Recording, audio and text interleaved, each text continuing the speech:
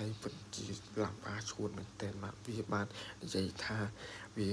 មិនបានដល់លែងទៅហ៊ានដើម្បីនៅទេបើសិនមិនធ្វើតាមគោលការណ៍ដែលវាចង់បានហ្នឹងវាមាន4ចំណុច1ការដកអាវុធធនធ្ងន់ចេញពីតំបន់ព្រំដែន2ការចូលរួមសហការបោះសម្អាតមីន3ការចូលរួមបង្ក្រាបបទល្មើសឆ្លងដែន4ការដោះស្រាយបញ្ហា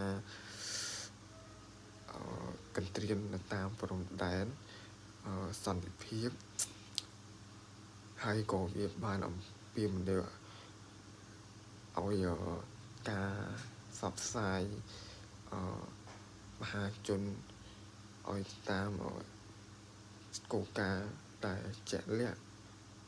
ឬក៏ថាសារព័ត៌មានដោយពិតឬក៏យកច្រឡំណាមួយផង